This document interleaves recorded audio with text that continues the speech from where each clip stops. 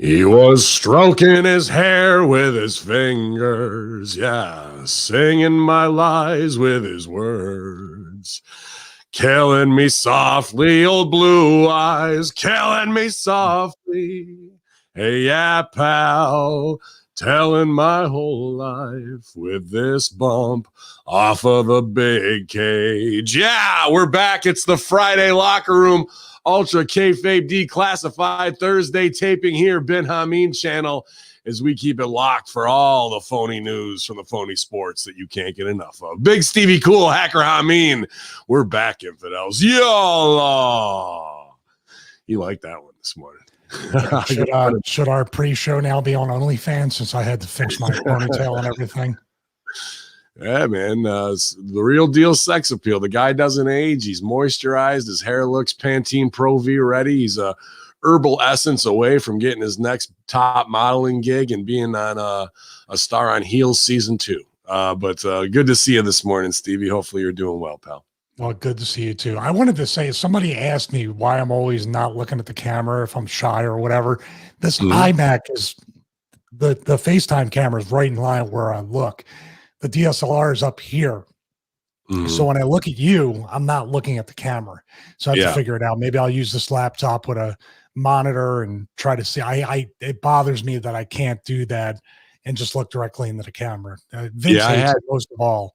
I know. He's like, what are you looking at to me that one day? Because my laptop, the Lenovo I've had for like 5 years, I don't know if it's the graphics card or the screen just was blinking in and out. So I hooked up the small TV monitor to it through HDMI. So I'm kind of ghetto rigged out, but my camera went up about 4 inches too. So it's shooting down on me, but I just try and look straight ahead at you, man. And if they don't like it, well, we'll refund what they paid for it 3 times over. I will give you 300% return on what you paid for today's show. It's a lifetime warranty. So the one thing I did want to do, just a little bit of tech, and I think it makes a huge difference for interviews as well, because we do interviews outside of these shows. You can do a hack with a teleprompter. You see right up your alley, hacking. You can get a teleprompter that's from Glide Gear, and then instead of putting the iPad for the teleprompter, you put a DSLR monitor and then bring it up into, and then it mirrors like what you would read on the teleprompter. Yeah. I could drag this screen into the glass. So I'm looking that the DSLR is behind the teleprompter and I could see everybody. So I'm looking right into the camera here. Yeah. So it's really cool. It's that distracting, but that is a cool hack. Absolutely. It's good for on-camera stuff. So, because even though I look at this, it would be great to, like, even you could put the chat up there. So as I'm talking, I can see the chat coming and answer without doing the old looking off to the side. But you know, I got to figure out a way to make money with it so I can pay for that. That's right. Or get one for free. Speaking of hacks, I see tables, others, and chairs from across the pond in the chat room. Boar Meets World and Jared Cantator, they were up watching last night. Classified Chappie. Society Reviews just got banned from Twitter. Congratulations. My man Brendan Doherty, guitar master, rock and roll icon. Bernie DC, also in the house with us this morning. Hopefully you guys are having a good time as we start to load up the chat room. Ben Hamin channel. Post Blood and Guts last night. We'll see what the ratings do. There's plenty of hot buzz online, but you know, hot buzz for us. We'll kind of stooge it because I got the green light. I was going to wait for well, we'll go into more detail in upcoming weeks, but I was going to do a little State of the Union address tomorrow with Hamin Media Group producers, and we got to get one. Fuck, it's too early. Group. And, you know, to just let everybody know where we're going, because we've kind of been in limbo, purgatory in the banning. And it's strange because I reapplied for YouTube monetization, so we're waiting for that bet to come back in. John Carnage hit me up yesterday trying to send me to Rockfin with Sam Tripoli because he says Sam Tripoli's running the comedy side of Rockfin. So I'll gladly try and get that done too. But I also, just because I wanted to jump on a Twitch stream with Vince, made twitch.tv/Hamin Media. I haven't done anything with it. Maybe I'll do SmackDown Live self-help group DJ session tomorrow, see if we can test the waters. And then the big news that I'm alluding to is that Russo brand has taken over Realm Network, and we're going to have a big part in that. And it's wrestling is going to become 20% of what we really will end up doing in the next 2 to 3 years through Realm, with developments of former great Hollywood talent, with UFC, probably with a whole comedy side to it as well. And who knows what other genres. Reality show, I believe, as well, will become an entire genre there to, increase the workload, but also get us out of just our one niche genre, man. And Hamin Media Group's going to be a big part of that. And that'll be our home where we're unfuckwithable, because now the last step in the strike down of tyranny will be for Amazon to pull the servers. That'd be about the only move that's left for us to get effed over, man. But I'm excited about it, and the future after kind of being in limbo for 2 months. Yeah, new orders. Obviously, in my role, I don't want my name publicly attached to anything, and I'll just work in the background like I always do. And you and Vince can be the trailblazers of the pirate ship. But it's a very good thing, because at the core, for what it means is that Realm Network won't go away, which means Russo's brand and other paywall type shows have a place. So it was the only logical step for Vince and us to take with regards to Realm Network. Right. Full disclosure, they were, the future of Realm Network, we weren't quite sure. So Vince approached Mark and the team from there, and put his hat into the race to be the next owner. And Vince deserves it. And Vince runs, for all he says he's not a great businessman, he's created a really solid business model in a world, and front load. He kind of was ahead of the curve, because Pyro and Ballyhoo was not the success that the brand was, but Vince had to keep plugging away and aim. And then Podcast One happened. He had to go to the Realm Network. And, so anything that door closed. That seemed like so long ago, Podcast One. I forgot until I just mentioned it, that whole ordeal, and the thing that he didn't have a few, Podcast One wasn't even paying him. And that was the whole thing with that. He was on something that was actually not getting a return. And them, with the Ryan Satin drama, it was the best thing that, it's so cliche. It was the best thing that could ever happen to Vince, but it was the best thing that could have ever happened to Vince, because he actually started to make money after that. Remember when Ryan Satin was a thing? He still works for Fox. Wow. Let's not call it work. He still gets a paycheck from Jacob Allman. How's that? A work done on Fox. But yeah, man, that's going to be a whole 2 years of foundation building, and a whole new list of clients outside of the wrestling world, and what we can farm on this new soil is going to be pretty incredible, I think. And I'm up to the challenge. I'm not burnout. I don't have Zoom burnout or whatever it is. I saw the owner of Zoom himself has Zoom burnout. Oh, you poor fucking bastard. I feel so bad for you. Maybe you can land on one of those crash pads of money. Yeah, I feel bad for him sleeping on his big pile of dough. Last night with Blood and Guts, man, the internet's hot already, and I tuned right into the Twitter feeds to see the AEW super, die hard at any cost, people trying to not put shit over, and then those who say the real of what they saw again. And here we are, 0-2. I feel bad because MJF and everybody worked their ass off. Everybody got color. I might not have booked the match the same way. There was a lot of dangerous, unnecessary things in a match that's already dangerous. But at the end, the finish is so I just want to get your opinion on it. So MJF's about to throw Jericho to do the Foley bump, but his team, who's diehard Blood and Guts, and you're going to have to kill me in there. These were the promos. You're going to have to kill me. The team on the ground waves it off. No, we quit. Don't throw Jericho off the top. So that's the lackluster finish to the match that has everybody kind of going, what the fuck? Why? And then they do the spot and throw him off. He lands on cardboard on top of mattresses or foam that has diamond plate, which the look of it for the gym flooring, and it looked like a real diamond plate at first. Then he goes through it and it crumples like cardboard. Then the camera guys, and this is the heat's really on camera on a lot of this stuff on production, but like then they come in close. He's got one eye open, checking to see who's gonna fucking like they catch him there. Then Santana gets down and slaps the fucking diamond plate, showing that it's cardboard and gym flooring and not real metal that it's supposed to be the illusion of.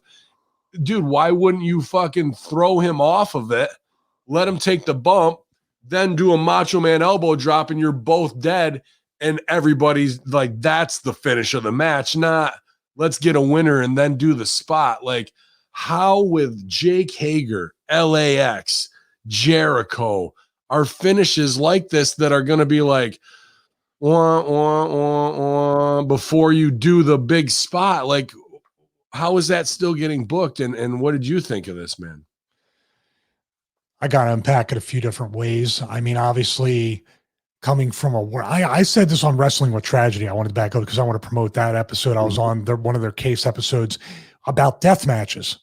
And I said, you have to rebrand the entire term death matches because society is so desensitized. They're literally wanting someone to die. Like you just said, you're going to have to kill us.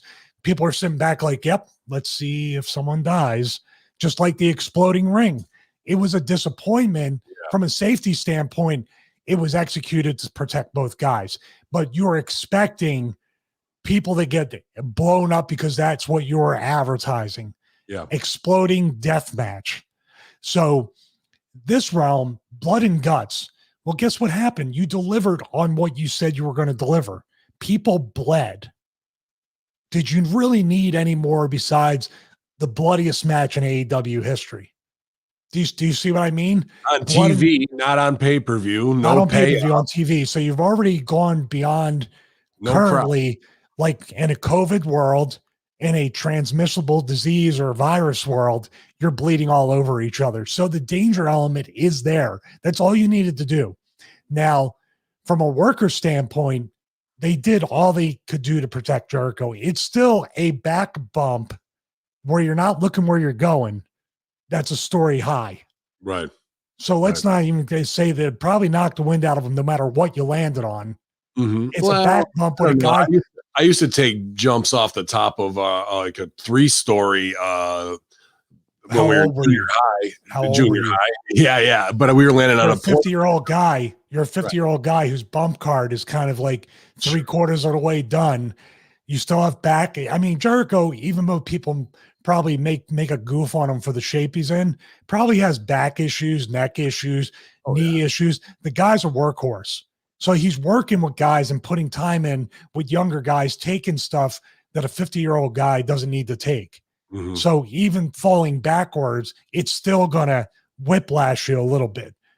I'm not trying to make excuses for it because on that end, the guys, like you said, Hager, Jericho, even the guy, any guy at any experience level on TV is going to look at this and go, just touch it or look at it and say, man, that kind of looks like shit.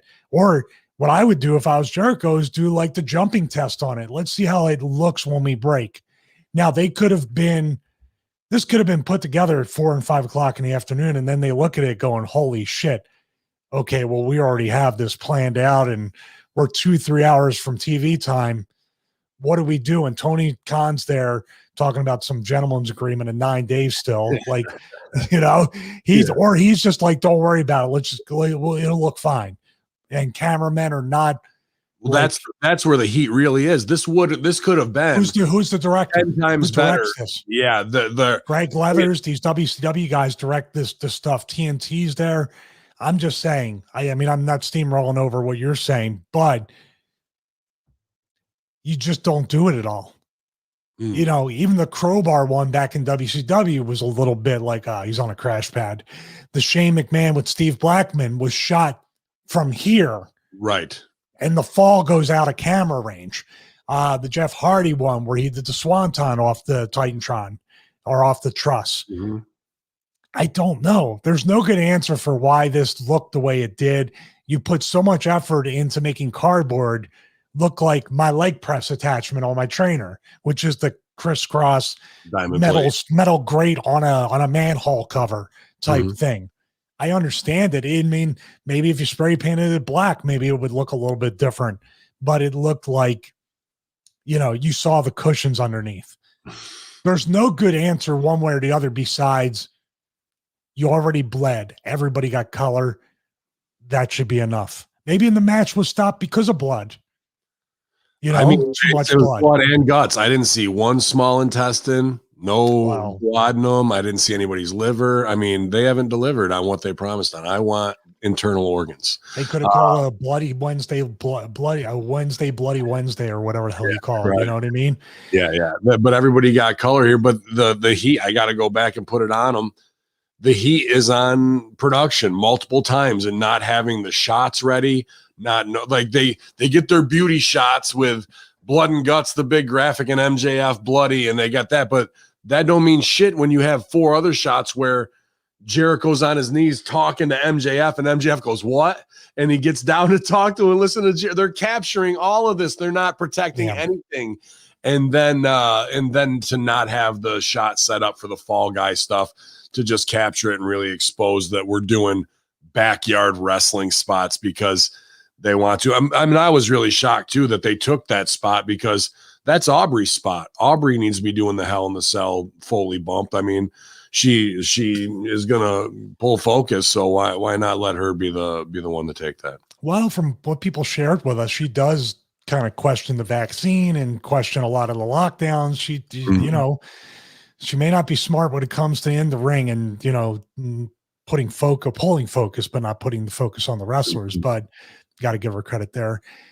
I don't know the AEW. I think from what I saw, because it was shared, my buddy Donovan Morgan shared, is people that aren't even in the business and don't even watch the show that stay away from wrestling. He has a successful business and doesn't even pay attention. People are sharing with him knowing that he had wrestled, saying, "Did you see this stupid shit?" It's the bad stuff is being shared and put out there to go viral. Is that a good look for AEW? Are people only going to tune in to see the Botchamania stuff now?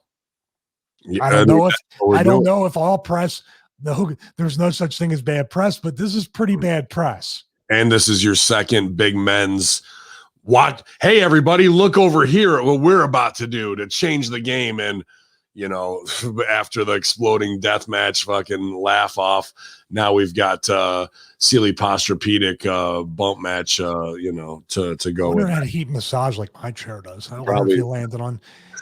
Listen, you know what I mean? Like Jericho, I just got to say, from a talent and from the boys' standpoint, you can't be expecting. You can't be expecting this guy to land on real metal. I mean, that's the thoughts of some of these fans, and hopefully there's an argument from other fans saying, "Do you really expect any human being to legitimately land on a wooden ramp?" Now, if you had particle board which is very expensive with lumber, but that's probably why they didn't go with full wood. But if you're expecting a Taz Bam Bam Bigelow through the ramp where the particle board is like you're going through a table and there's cushion underneath it, that's different. Well, that's the magic of it, right? When Bam Bam and him went through, they disappeared. So why wouldn't we have something like that where they can go through and have where they can land on the pillow mattress, the My Pillow, underneath that, but we don't get to see it. They're just not thinking things out from you're still falling off it's not 2 guys standing on the ramp and they disappear from the horizon shot. You're talking about, you would have to raise the ramp up and it would look weird in order to have the go through spot. Well, I would have the shot where you have the wide shot. They both go off together like Bam Bam and him. And then you cut to the floor shot where it's at eye level. So you're watching them hit and then they go through it. So you don't have that down angle to expose it that way, Here's what I would do, and this is hindsight. You shoot Jericho falling to make sure he falls out of camera range. So he's you shoot as high as you can from the floor. So the cameraman's literally on his ass shooting up and getting the close up, and maybe, he goes off camera, Jericho lands, you maybe hit a sound effect of the crash, not like Thunderdome, but you try to time it to some degree. Jericho they roll him off the ramp onto the floor, and they show him selling with the carnage from him, and it's broken up, but you try not to shoot the pads.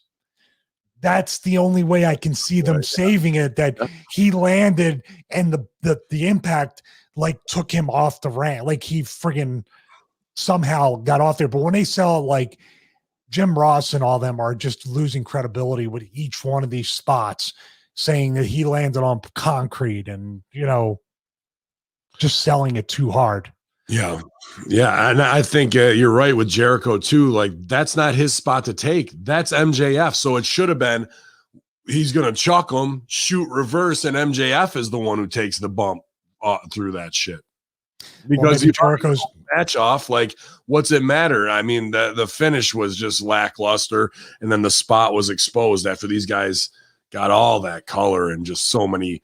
Sammy Guevara taking crazy dead spots during it, and there was one time when Hager runs in to get heat on Wardlow, and he gets their footings all off because there's shit all over the ring after they pulled up the mat to do the wood spot, which isn't the finish either. So why do it? Drops Hager right on his fucking head, bro, into the ropes. It was dangerous as it could be, and all that stuff didn't mean shit because the only thing anybody's going to remember, just like Sparkler Fest 2021, is the My Pillow bump. If they know all this, if they know this finish, why are they doing all that? Because now you're not even going to remember. I dare nobody would remember. All they're going to remember is the shit finish. But no matter what, whether it came off or didn't come off, why are you doing these other things? Yeah, you're getting your shit in, but it's a gloss over. Even tearing the ring up is a gloss over. It is. I saw the comment here. Yeah. I'm not sure. TK apparently came out before the show and told the audience the first hour was recorded and offered refunds for anyone that was mad about it. Well, they should have recorded the finish to make sure it was right and produced right instead of the first hour. I'm not sure, man, but this was just incorrectly booked because this never should have been on TV. It never should have been on TV. This is pay-per-view payoff, high quality. And and maybe shot in film, because imagine but shooting it in film and then editing that finish. Mm-hmm. But they were a buzz last night, but boys worked hard. I hope everybody isn't concussed and can get up today without too much issues, but it was as overbooked and as hard hitting as you could fucking imagine it to be, man. So I watched Cody and QT. That was pretty damn good, actually, to be honest with you. I got to catch the rest of the show before we do Light the Fuse here on Ben Hamin channel at 1 p.m. today with the Chris Silvio, hopefully MSG. Yeah, man. We got headlines.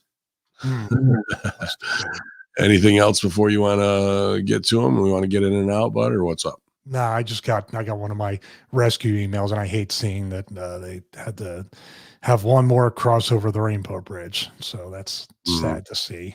Sorry, bud. Oh, it's okay. I mean, it's whatever.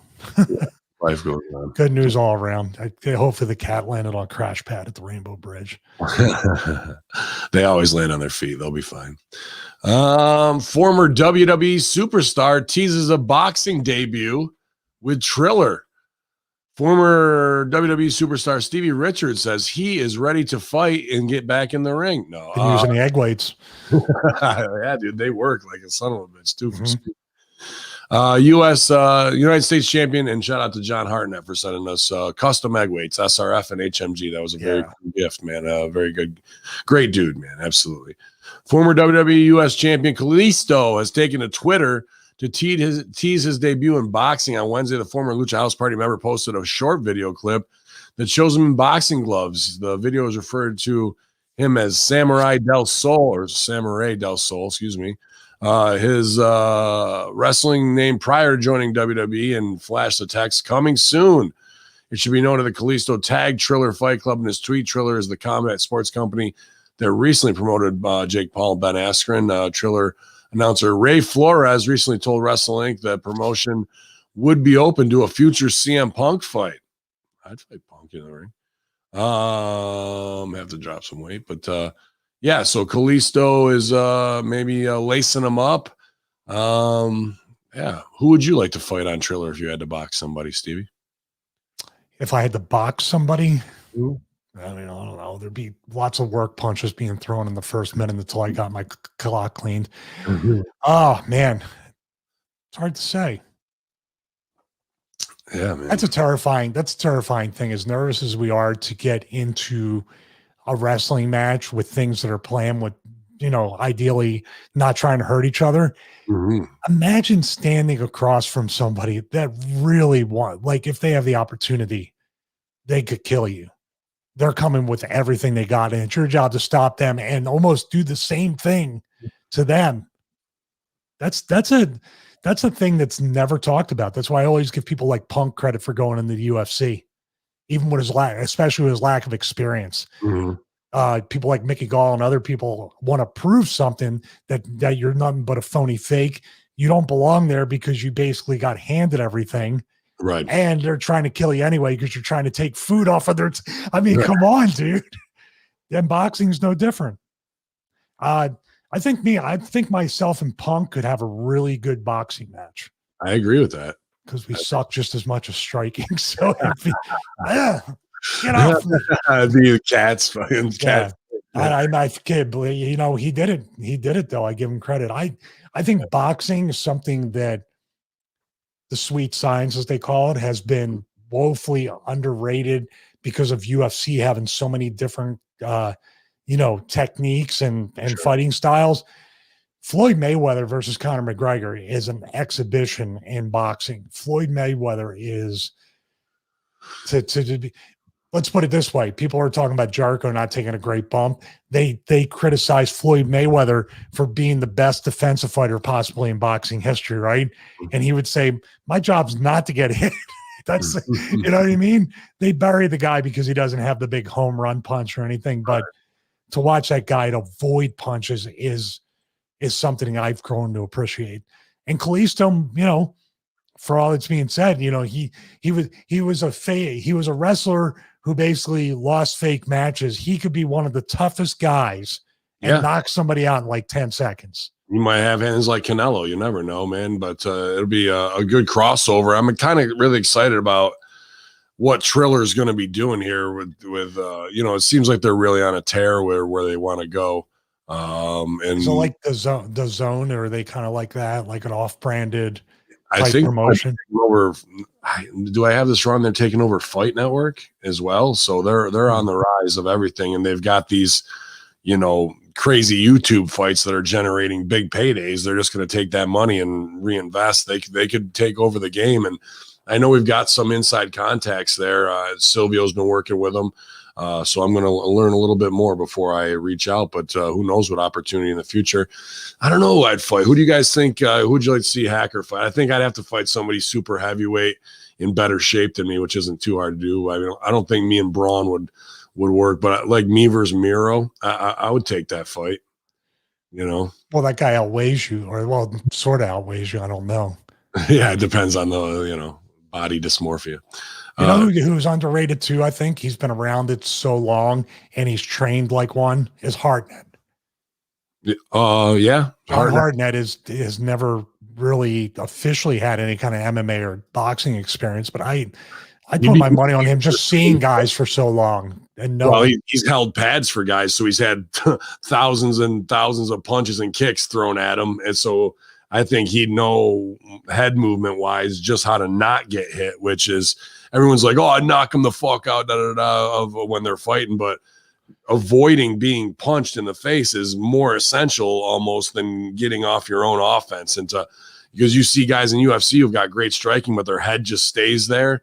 They just eat leather upon leather. You're like, God damn, you're going to be fucked for the next month, dude. Your face is hurt. That would be my number one point of training if I picked a trainer. Would be how could Jerome has a right opponent to think that would be great. You may win the fight, but you'll end up in a one-car accident that night afterwards. But my thing with my neck injuries and my spinal injuries, I definitely want a trainer to teach me how to parry, how to bob, how to weave, how to block, how to do a lot. Even the old George Foreman crab technique. Yeah, you know what I mean. That's what it's called, right? The crab technique, where you're constantly just kind of, putting your hands up? Whew, that'd be a tough one. Ben Hamin versus Luke Gallows. He's got a big fucking reach, man, and he's got a good working punch. So there's a lot of guys who don't know how to punch worth of shit when I watch them. But dude, Gallows, I got a feeling Gallows will put me on my ass, bro. To be honest with you, like I train boxing a fair amount in my hands and kickboxing for an amateur, self-trained. I'll put myself where what the fuck do I know? But I feel confident, you know what I mean, that I have enough skills. But dude, I've hung out with Big Luke enough, and if he fucking touched you one time and sat down on a punch, so sure I would do it, but fuck it, I don't think I'm walking away with my hands raised on. Yeah, two guys that I saw with the fastest hands, and I couldn't believe it for their size, is Kane and Taker. Yeah. Fast hands. Really Taker doesn't draw back. He fights in front of himself, so he's never like way back here. So everything comes like a Bruce Lee kind of type delivery, But how are you going to get into him if he's constantly right, he can just hold his hand out and hit you in the face? Right. Ben versus Khalil. Fuck that. I'm not fighting Khalil, dude. He's a psychopath. I've managed him for 3 years. I know what he's capable of. But yeah, dude, me versus Bully Ray. That'd be an interesting fight too. Battle of who gets blown up first. AEW star explains why Blood and Guts is more old school than WWE NXT War Games. AEW star Sean Spears believes Blood and Guts, AEW's version of War Games, is close to the original War Games match produced by NWA's Jim Crockett Promotions in the 80s. Spears, who was in the first ever Blood and Guts match on this week's AEW Dynamite, said that modern pro wrestling fans are accustomed to WWE NXT's version of the War Game structure, which has no roof and allows competitors to use foreign objects and fight outside of the two rings. He says, I'm not sure how many people nowadays, or general audience nowadays, has even seen with some of the original War Games matches. Spear told Gary Cassidy of Inside the Ropes, I don't know if they've gone back that far. I think what they're most accustomed to is what they've seen in recent times with 2 cages, open cages, and there's tables and there's this and trash cans and there's all these extra things that come into play. What we love about what we're doing in AEW is we're tipping our hat to history. We're going the old school cage, and that was an impressive cage structure, the way it was set up, solid. The top was pretty cool with the grading. There's going to be a top on it. There's going to be a lot of room for tables, a lot of room for trash cans, and a lot of room for this.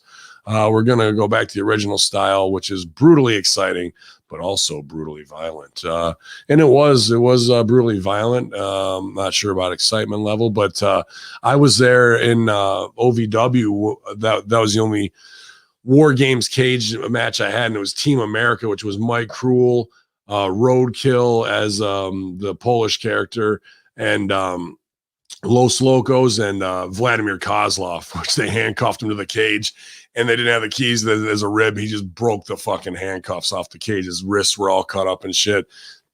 I think it was Cody Spears, Chet the Jet, and maybe Ox and Hammer were the other team. But man, that was a fucking killer like gimmick match for, a smaller promotion, like in developmental and OVW, that WWE wasn't even doing stuff at that time. So I think this is Spears's second War Games type match. I don't know if he did one in NXT, but a lot of people last night in that Twitter feed where Dustin's like, no one's done it better than this, and everyone like right away, NXT War Games was 10 times better than this shit, and the finished like, so it is a throwback to the old, but if you're going to stack it up against their competition, I didn't watch NXT War Games, so I don't know, and I won't comment on what was better or not, but it seemed the peanut gallery were right on them there.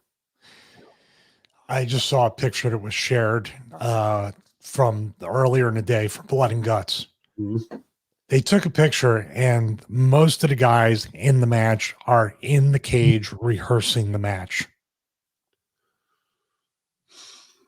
I mean, including Spears. I can see his mohawk or whatever. Yeah. VAR's in there. And they're doing stuff like, did they rehearse pulling the turnbuckle off and having the ropes down, or cutting through the canvas and peeling it up to do a wood spot that means nothing and guys are tripping over? Like, what does rehearsal even mean when you're doing this type of What are you taking a picture? Why don't you tell everybody to clear the ring so you can take a picture of the cage for their social media? I don't know, man.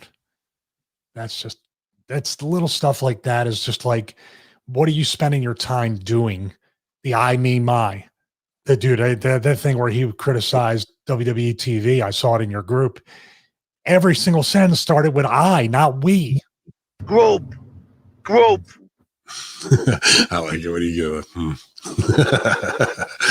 Yeah, everything is I. It's I, me, my. Bro, that's OCD, ADHD, and Asperger's concoction together and going to therapists since you were probably 6 years old. Everything is focused, I, me, my. All right, I'll give an example, maybe on a smaller level than AEW. Russo always talks about everybody but himself. He needs us to put him over. Mm-hmm. That's what a real leader of any kind of brand does. Mm-hmm. If Tony can just do we instead of I, the boys got to be like, whenever he's doing I, they got to be looking at him like, dude, I actually took the bump off the cage. What do you mean? Yeah. You know, throw your fucking ass off the top, right? But he did, when he talks about these matches, he doesn't talk about, you know, he'll just like, oh, Matt Hardy's fine. I did this, I did that, I did that. Oh yeah, Matt's in a coma, but Matt's in a coma, but I medically induced him into the coma. You know? Ben versus Shane McMahon. No, that's Stevie's fight. He's already taken his best. I've lost every single. I mean, it's 6 months straight.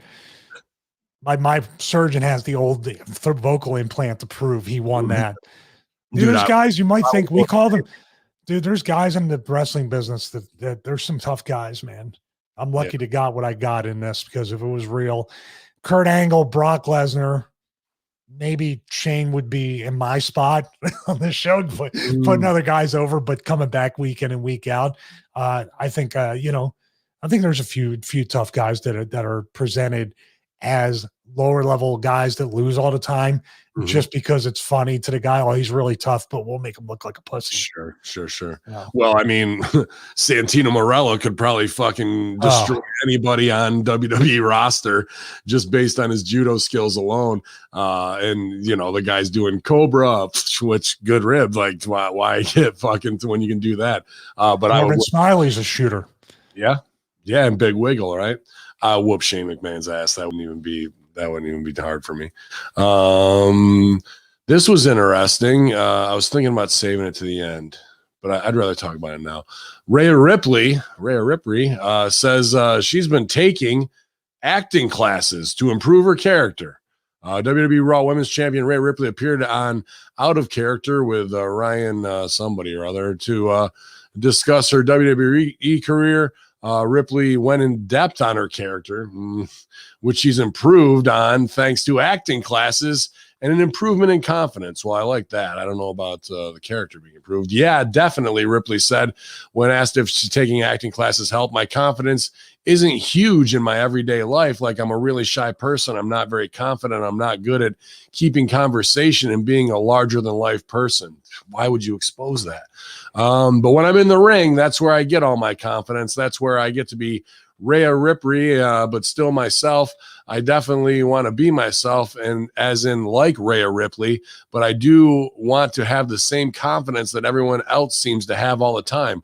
I'm working on it. Overall, Ripley considers her character being just an extension of herself when she first started wrestling in her native Australia. It's just been fine-tuning it to the more experience she gets. Quote, I think I was more focused on the moves and how I looked physically, describing the start of her career. I don't really think about the character stuff at all. Even in Australia, I would come out to Of Mice and Men, which was my favorite band at the time, and it was one of their main songs, Second and Sebring. I loved it so much that I used my entrance song, and I go out, and it was just me. I would go out there, and it'd be like if I was at a concert or music festival, I'd go out headbanging until I nearly fall over.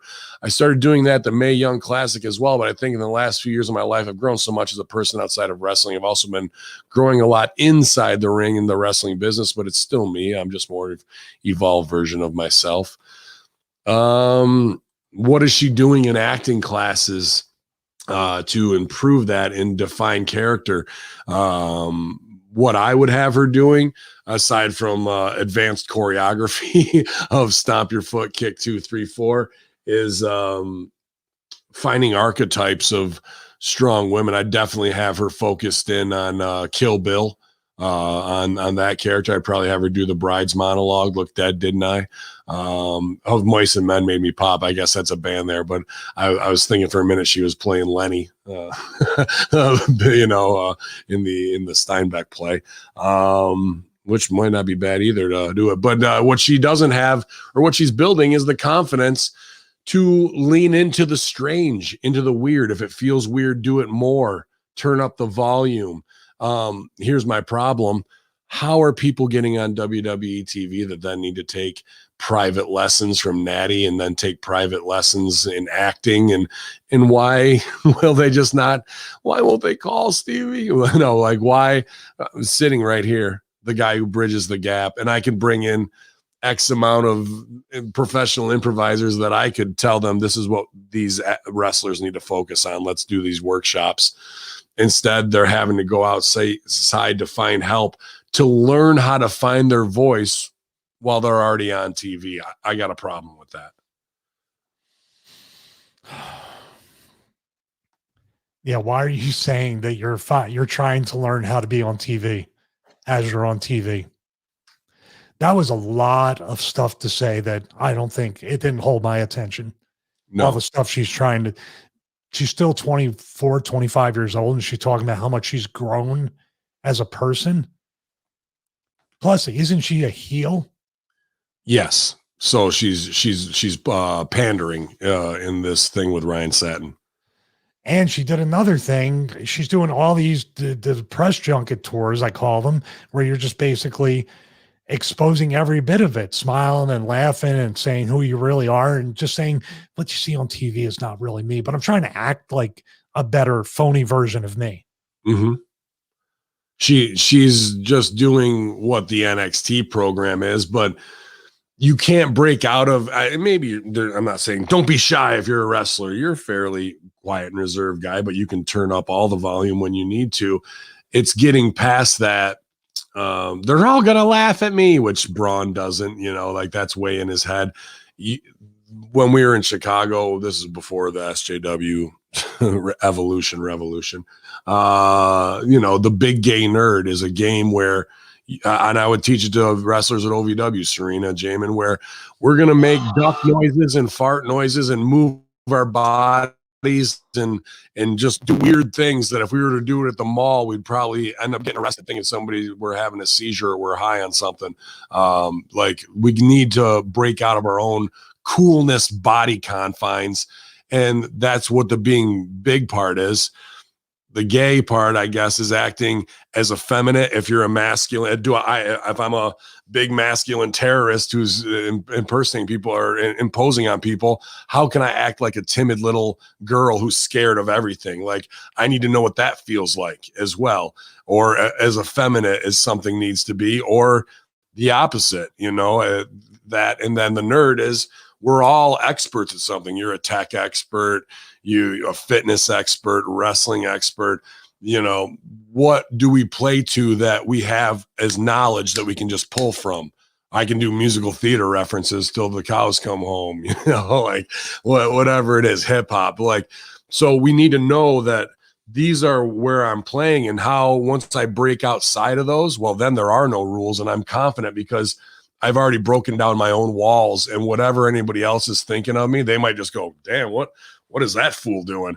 But at least they're looking and they're like having an impact because I'm taking it to a next level of intensity and emotion.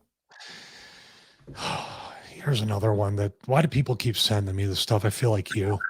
WWE on Fox. Thank you, TJ Wilson. Every single women's match of WrestleMania was produced by TJ. Every single match at WrestleMania was absolutely fake, and they don't really hate each other, and send them out for the pandemic speech by why do you want to destroy anybody's escape from reality? We know it's fake. We know it's rehearsed, but don't keep shoving it down our throat by doing interviews about how you're not really. I'm not going to invest 3 hours or 2 hours or 3 seconds or 2 seconds of my time if you're telling me that it's not really you. I still believe Randy Savage was Randy Savage because essentially, from what I'm hearing now, that was him. when he talked like that to me in WCW before we had our match, I was like, holy shit, he sounds just like it was just, the legend was even bigger. Warrior is still. How was that moment for you when you found you were going to get booked against Savage? Well, in a night of upsets, when I was the only one that got squashed, I said, at least I stood out. How did I feel about it? It's Randy Savage, whatever you want, dude. Right. Whatever you want. I would fight Nyla Rose straight up. That would be a good box office draw for Triller. I have to pick her.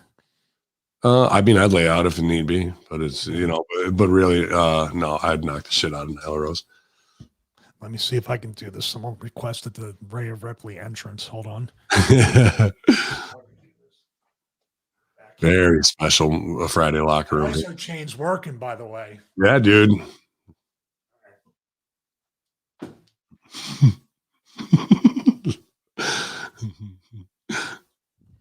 There. Nice. Snarl. I need a snarl. I need my walk's not nearly as well. I couldn't zoom in on the DSLR with it. Oh shit. And there was no pyro. There's usually pyro here because a lot of apartments seem to be burning down lately from lightning. So we could have got pyro. Wouldn't that have been something?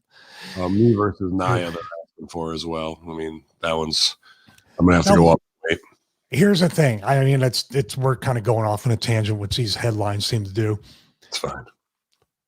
Russo, everybody who's ever produced me when I was on TV, before I went out there, it wasn't just Russo, it was Terry Taylor or our agent. Hey, remember this happened. Or I would already remember, be like, okay, I got it.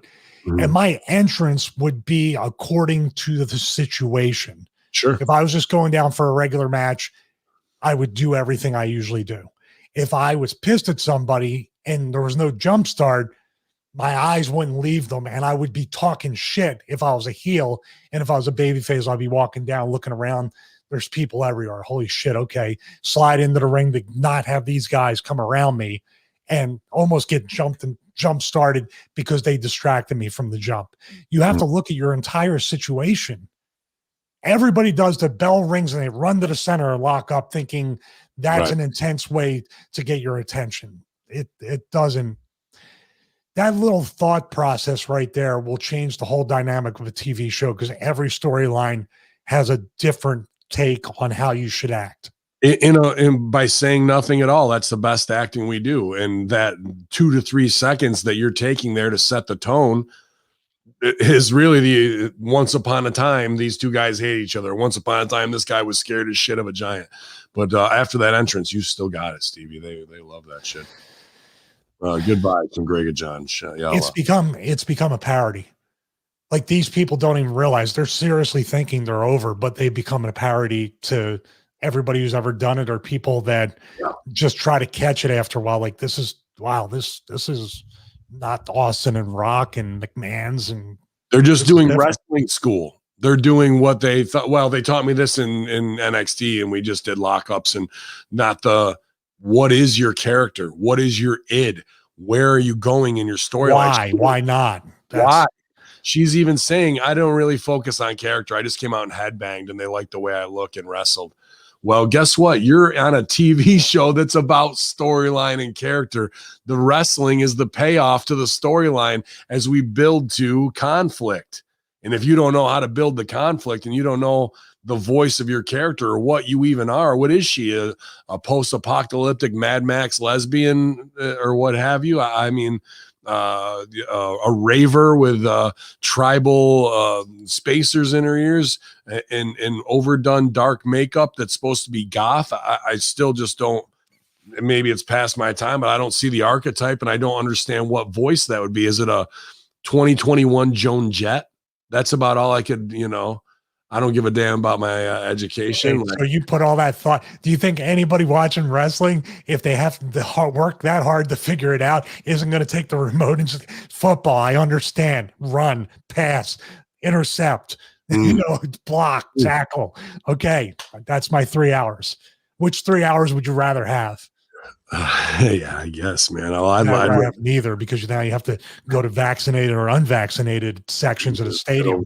Yeah, unvaccinated. Which I hope there's half-empty stadiums all season now, based upon that.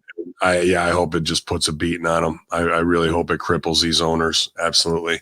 Wrestling Legend launches a new promotion exclusively for explosion matches, Stevie.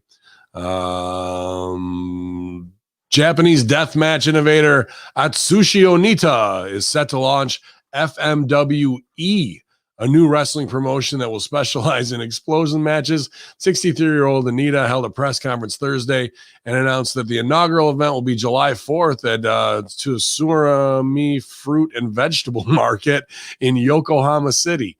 The meaning of the E is explosion, Onita said. It's an explosion. It's an organization specializing in hardcore that is said in the world. There's a request to see an electric current blast in the U.S., and we're doing an electric current blast all over the world. Onita had established FMW in 1989 to defeat Masashi Aoyagi. I'm not sure. Under his own rules. He later made FMW into a full-fledged organization after his deathmatch style became popular with the Japanese fans. No bread. Whoops. 111. Boom. Japanese. So now we're having exploding death matches at the vegetable market.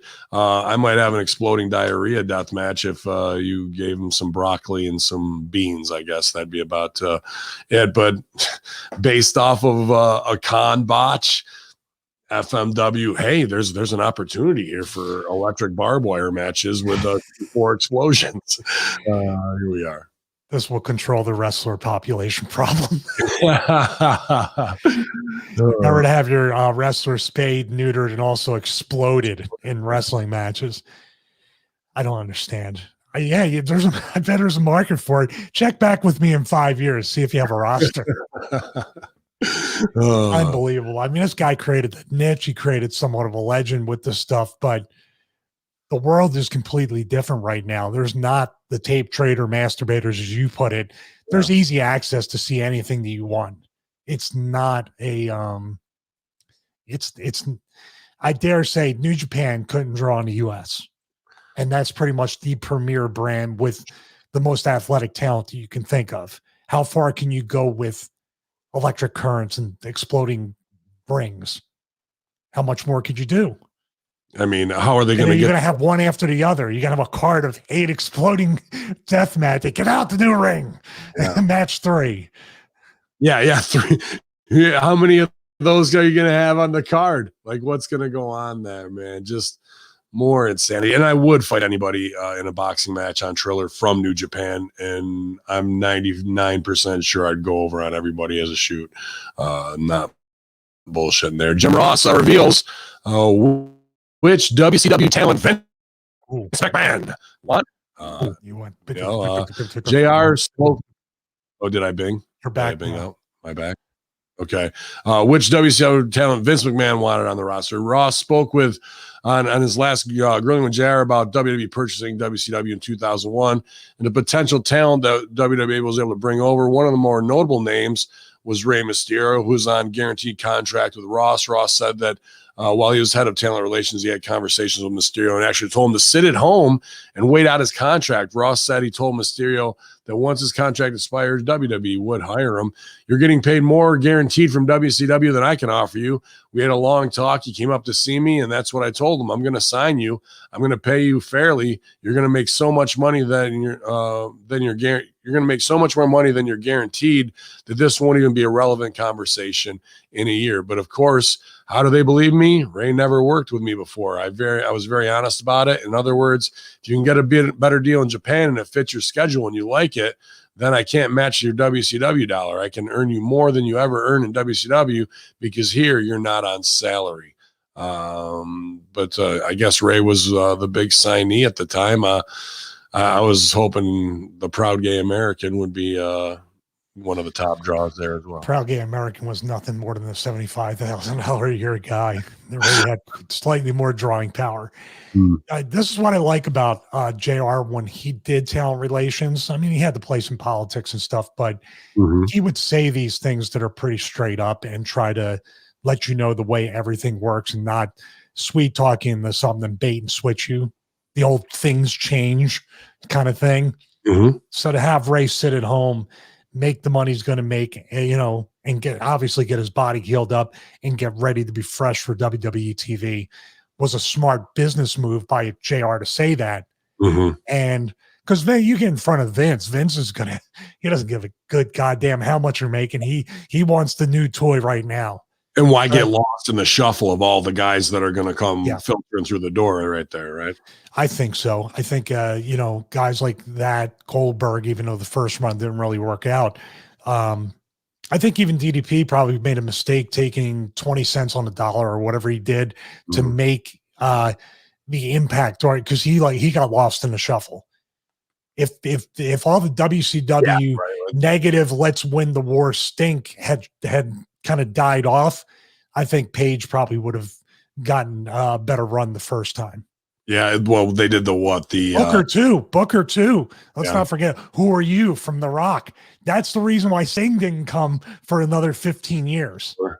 DDP was a self-help guy with a big cheesy smile, and then he was trying to bang Undertaker's wife. That was about. No, it was reversed. It was first he was the stalker, and then he was then he was the self-help. That was the reclamation project there, which is you left a lot of money on the table with that guy, with Booker initially, even though Booker survived it. Think about Booker stuff. The Rock, "Who Are You?" Hunter, the straight up racist. that's going to be off Peacock soon. Oh, that's definitely getting cock scrubbed. Shout out, It's Not Me TV Australia for joining us. Maybe first time asking about Andrew the Creator for 4VKM. A brilliant producer. You can check him out on Twitter. I think it's Andrew the Creator, Andrew ENT maybe. But you can also go back here on Ben Hamin channel.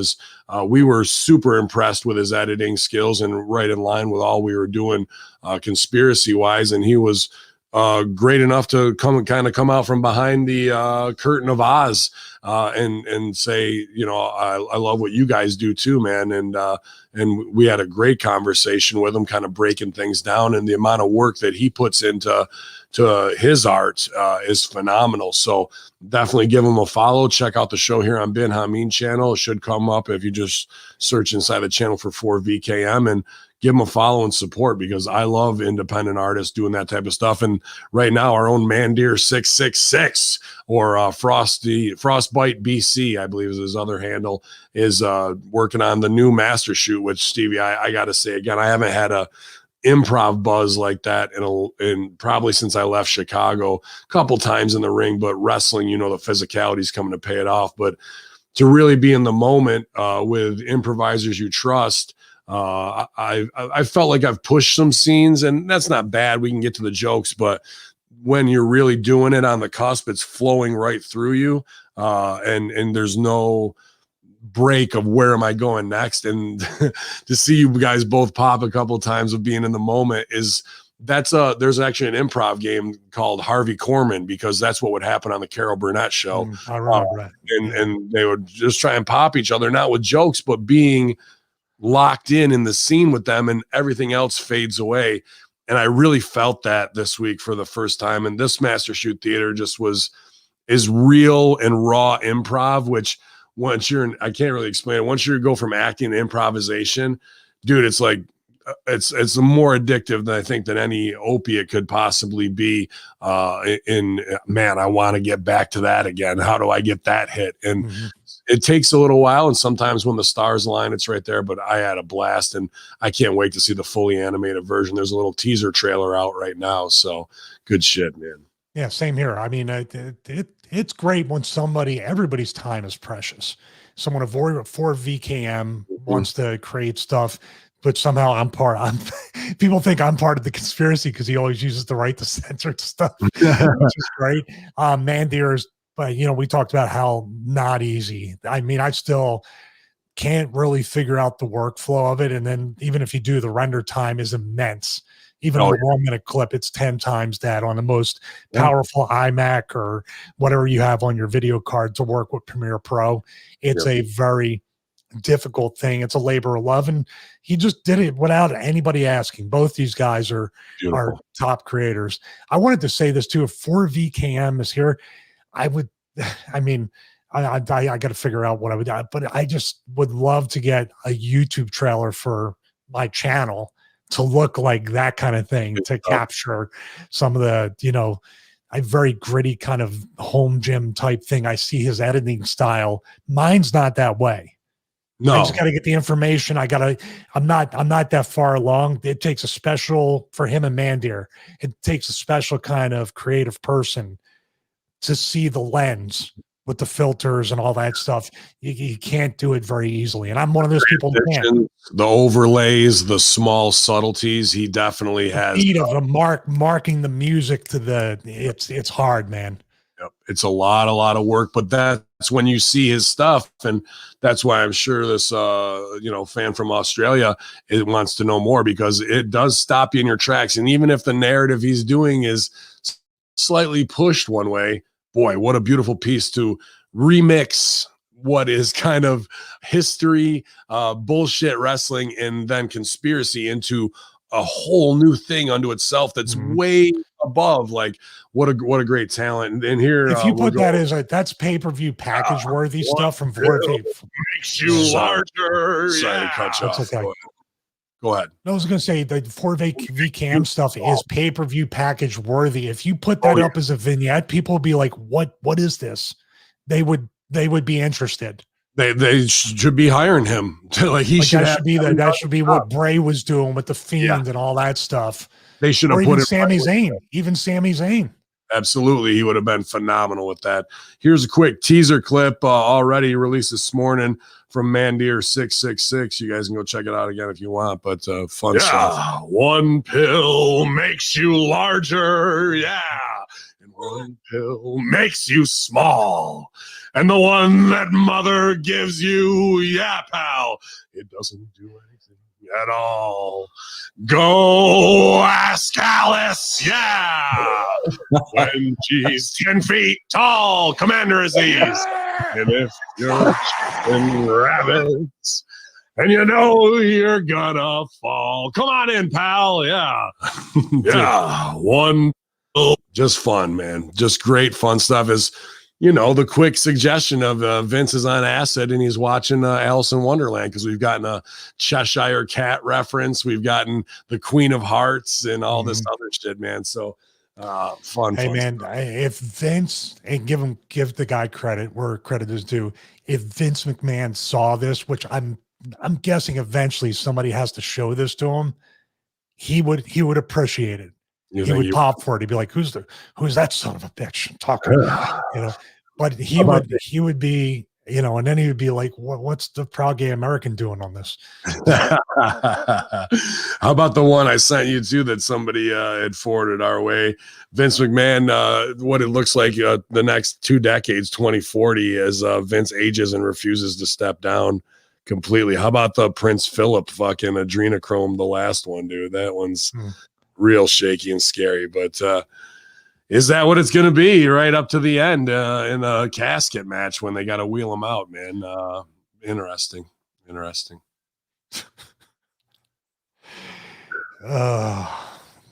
John Perillo, you almost got it. Ben Hamin and Stevie Richards, BWO, buddy, not NWO. It's okay. I would like their checks, please. What did he use to make that? I think it's a thing called Talker, and then he uses Adobe Premiere as well. Well, Adobe Premiere has an animation thing built into it. I've run the ventriloquist one, but still the After Effects built into it. The time to build the scene behind the actual and then moving the face like that, like that's more of a, what is it? What Dirty Turnbuckle uses, but a really more advanced version of that.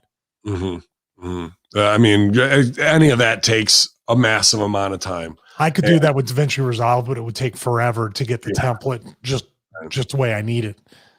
But we're having a lot of fun, and I'm glad our art can inspire other artists to create, man. There's no higher compliment than that, I guess, dude. So if you're not a Russo brand, Russo TWC on Patreon or Hamin Media Group, you are my whoops, wrong one. subscriber. You can get those. We've been posting those on our Patreons as well. Very, very low price just because we want to have as many people see it as possible, man. Great stuff. And please share it. Share those little teaser clips and trailers, because I would love for that to get back to Vince to hear the get back of, bro, you should have heard when he saw that shit, because it'll get back to us. MLW announces an open draft set to take place next week. Stevie Richards looks to be first to be drafted to MLW, as he's in great shape as always. But they're having an open draft with Dragon Gate Pro, Rev Pro in the UK as part, and AAA as well. So Conan may have some camera time for that as well. So open draft to MLW. Also, the other MLW news was they may collaborate working with WWE, which they're working with Evolve already. And is this Triple H finally, after trying to get his way and then having to lay out 5 years ago, because he wanted to do what I think is the best idea, to prop up the indies, and then send your talent out to go learn how to work Japan, how to work Mexico, how to work Canada, how to work the Northeast, how to work Texas, and instead it was, no, we're having them all in-house inside of a goddamn warehouse, and no one's going to learn shit. And that's why we have our people who are on TV now taking acting lessons, because that's what the loop does. It allows you to learn how to use your character. If I'm in the South, I'm doing way more old school waka waka and like you Southern morons things, where in the Northeast and Canada, I have to be way smarter to get over on the audience, because they just expect a different level from what the standard was set with ECW, and that still carries over. So MLW, maybe they've got great talents there that are camera ready, from Rich Holiday to Hammerstone, the Contra team with Almighty Sheik and Tonga. That shit's already better than most stuff on WWE TV. So I'm hopeful that there would be some collaboration there, but will the egos get in the way to fuck it up? I mean, with Vince around, it's still not his. I think that even NXT, if it's not his, they're going to reset them or bring them up and change everything about them. So even if it is a false positive in NXT, they're going to come up and have to start over. It's a weird dynamic. So I don't know MLW or the Evolve stuff or anything or any other promotion that Hunter, I think he's just buying time until maybe 2040 when Vince finally dies. Finally kicks it. I don't see, and even then, who is Vince leaving the company to? What, you have two different companies running. Hunter's running it his way. Vince is running it his way. When are these two things going to really come to a decision at a crossroads? What are we going to do? What's it going to be? Because Hunter's not making money, but Hunter's building for the future. He did just cash in $2 million in stocks. Well, I'm talking about he's losing 25 on NXT. Yeah, right. Absolutely. Vince has the highest TV right fees ever in the history of wrestling. So who's going to look at more like a success? Are the stockholders, which is only 3 people, are they going to want to take a loss for 5 years in order to do that? I mean, there's a lot of different dynamics here. The Hunter might not even understand it. Vince does understand. I think Game is just laying down these little deals without completely clearing it first to get the groundwork to be like, oh, then we have the opportunity to do this after, working behind. And plus, what is Court Bauer MLW? So they've worked together, I'm sure, closely. And, that's where they can text back and forth to collude against whatever Johnny Ace. And is there any hard feelings with Court? You used to be a writer there. He was a nice guy, and he probably tried really hard and went to do other things with MLW because his ideas probably weren't being heard. Maybe that's why it's a better show. So is there any hard feelings that Court's like, do I really want to work with Vince again? Yeah, right. It might be way better with game at the end of the day. Maybe if he goes to the gym, he can figure this all out. Because that's what you got to do. You got to go squat, and it'll all come to you. MLW Fusion, the end of their season finale was this week. The crown a new champion. Myron Reed is now the new and two-time holder of the MLW World Middleweight Championship after defeating Leo Rush on tonight's season finale. Wasn't Leo Rush going to retire and quit the biz? Yeah. Wasn't that something? Mm-hmm. Okay. I just want to make sure I wasn't having a stroke here. But I'm not sure about Myron. I don't know. But congratulations, man. If they are, putting it on you and they have faith, it looks like they're both just kind of those athletic, smaller dudes that can flip wherever you want them to, some video game style stuff. So, please go out there and do everything that I won't do because I'm going to go wave a flag and get over. That's my shit. Flight crew members. Actually, I'm going to save that one. Tony Khan, you might have heard of him. He says AEW Blood and Guts will have over 1,500 fans and touring will resume soon. I saw their next pay-per-view. I mean, the bigger news is that their next pay-per-view is going to be a full house at Daly's Place. So what if they don't sell out? I'm just happy that will set a standard to like, okay, we're back, and the indies will follow suit of forget about all your stupid little social distancing rules and we can only have this much cap, so you're already gonna lose on the house. Let the big dogs say fuck this and we're bringing them back, and then the little dogs will follow the same way. But that's just technically Florida and Texas that are going to be not pushing vaccinated sections and unvaccinated sections. Because DeSantis just released a lot of different laws and bills about vaccine passports are banned. You'll never have that. You don't have to wear a mask. That's been lifted in Texas too.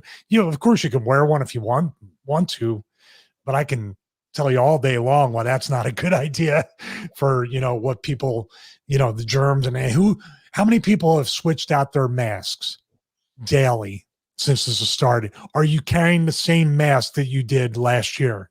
My answer is a lot of people are. I'm talking about people going to the gym, working out, sure, wrestling, all that stuff. So, but going back to the crowds, is Khan going to have to be compromised in a way because he does own an NFL team? Is he going to have COVID testing at the entrance? Have they been doing it? Is he forcing vaccines? Because Aubrey Huff, the referee, basically, just because I looked her up on Twitter, basically just said pandemics don't need marketing campaigns. So that's right there. That tells you all you need to know. With me. Huh? she might be just got over with me after. Dude, her Twitter has very little to do about wrestling.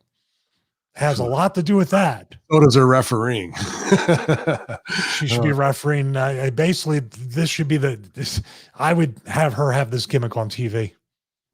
Right? Female conspiracy person. She wants to be a star more than she wants to facilitate the matches. So by all means, go for it. Shotzi Blackheart makes an apparent joke about AEW Blood and Guts ending. Well, she should go back and watch her match from the night before and why the overbooked bullshit that was 4 minutes past where nobody the finish jumped off the cage from with a trash can over their head. Dude, the night before she was doing just as dumb shit in their street fight tag team where they lost the titles. Shotzi Blackheart, she just posted a thing of a gif of somebody falling back onto their bed, as a fuck you. But is this just open fodder? Does she think she's getting over with WWE office? If you're in developmental, should you be saying anything about the competition, even if it's a fuck you? Should you just be laying out, man? Because everybody's going to see it, and now your name's on the sheets, and they're like, she's going into business for herself and creating little controversies, and we'll see, da-da-da-da-da. Is this just kids not knowing when to take their thumbs off the fucking send button again, bro? I got her name wrong. It was Aubrey Edwards, by the way. Aubrey Huff is the chick from Parks and Rec who underacts. I want to see if this one, I might have just said cheesy. I might be wrong. This is why I don't go to Twitter. So Shotzi Blackheart is making fun of something. And, once again, when you point one finger at somebody, especially karma comes back. Even if you did have a string of good matches, you start burying other stuff without looking at your own stuff critically, you're due for a bad match. It just always works out that way. Yeah, I mean, why is this her place? She should just be. You got all the Aubreys wrong. Yeah. Aubrey Huff's a baseball player. Aubrey Plaza. Pretty much everybody named Aubrey sucks at what they do. Everybody named Aubrey is against the vaccine. Let me see. Aubrey Huff, yes. Aubrey Huff, the referee for. God damn, I'm fucking Russoing it without even realizing. I like to come over and correct you with. Are you going to wish me a happy early 50th birthday? To show how out of touch I. Yes, this is this is Aubrey Huff. I'm a big fan. I'm going to make sure this guy now referees in AEW, so I'm made right. I made this right. Holy shit, man! What is this girl? No, speaking of shit, what's this girl Shotzi Blackheart doing? I don't know, man. They dropped the titles, and the way they did, the match was so overbooked, and they missed the go home to go do 4 more minutes of indie, get your shit in spots, and it was not good in the end. Taking ridiculous bumps for no reason, man. And again, just on TV, not on payoffs, pay-per-views, none of that shit. But we're indie, and we got to get it over. Well, you know that Aubrey Huff is not Aubrey Edwards by being a proud father, artist, elite model, and 2-time World Series champion. I believe in God, free speech, America, guns, whiskey, and toxic masculinity. Oh, that's Aubrey Huff's the dude that everybody wanted to get on the Horseman. He's right in line with pretty much what we're doing. Yeah. So, and he refs for AEW. Yeah, he's good. So, he's good. PW Insiders reported an update for Impact Wrestling Slammiversary. This year's event is reportedly scheduled for July 17th, and it's supposed to air live in Nashville, Tennessee. That date falls after the time where the non-compete clauses for superstars who were released by WWE on April 15th is slated to end. So wrestlers who were released by WWE on the 15th would be able to appear on Slammiversary. So it should be, hopefully, if the company's around, an action-packed one. But I just wanted to lead that Impact news into something last night that had me retweeting a little bit. I just put testify. I don't know if you saw that or not, but Bubba Ray Dudley puts, if I managed or if I was management or owners of Impact Wrestling, I'd be fucking fuming that the World Heavyweight Championship was being carried out by Nobody and not at least over the shoulder of Omega. Perception is reality. Hashtag AEW Dynamite, which I guess Omega, I haven't watched yet, but Omega's promo last night was more phony wrestling, waka waka while we're going into blood and guts in the, I don't know, whatever little, why they do that. I don't know why they want to create these little jokey things that when we're trying to be into, and then Impact getting no reciprocity. They should have come out last week and beat him down in the spot. Now this week they've got the kick along, whatever they massage buddy of Omega fucking carrying out the Impact title. And that's just got to be a huge slap in the face. Not just a D'Amore in them, but Sammy Callahan, Moose, Swan, and all these guys who are as good, if not better than Omega, in my opinion, in delivering and being a draw. And here it is. They don't give a shit about the title, bro. Like that is bad perception. I have not seen this, but I have, heard about it. We talked about it with AEW and Impact having this cooperation. I'm using air quotes because really it's about as one-sided as the invasion, the WCW invasion. When you got Khan with the money and Impact's just looking for eyes, you have to ask yourself at this point, are the people that are looking at our product right now even worth it? Because all they're looking at is our product being inferior to AEW at every turn. It's almost like they're ribbing the whole company. Yeah, if I was the roster, I'd be questioning Callis and D'Amore and Norholm and everybody over there. Like, what's this doing for us? Our world champion looks like a jobber. So what are we? The guy who beat all of us and is supposed to be the guy we're having trouble beating. Now you're making it look like, and how did this Michael Nakazawa guy, when did he start aligning himself with Omega? Because I was watching those. Just those stupid little Being the Elites where they I was make. just about to say, is this the YouTube show that I'm supposed to already know what's going on with this, with no vignettes or backstage promos to introduce this dynamic?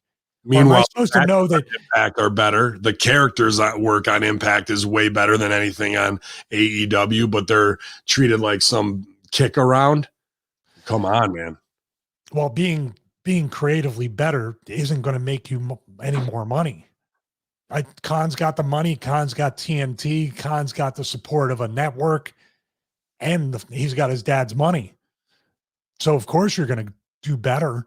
What did Impact hope to get out of this? And somebody like Callis and D'Amore, they're better politicers than this, unless Callis is already saying, I'm going to AEW because I'm not getting paid shit here. Yeah. D'Amore's already there saying, once you get in, let me get in. Then the promise that D'Amore's always passed along to the talent is, just be patient. I'll get you in, brother. The whole Tyson Dukes thing. How's that fucking working out for that guy? Right. One of the best workers out there for how many years, still hasn't gotten a chance. Mm-hmm.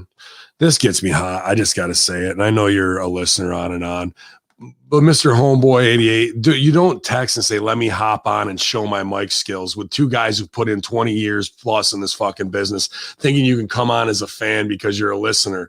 Pull your head out of your ass, bro. You don't do that kind of stuff. Wake up to what you're doing in your life, man.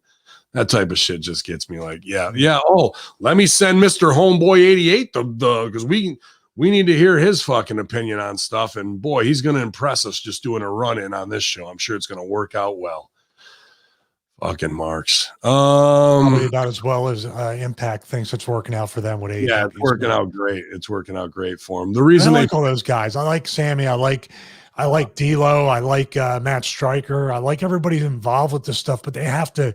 I mean, it's been a tale as old as time. You got to see that this thing is not going to last, but they're doing everything to kill it this time.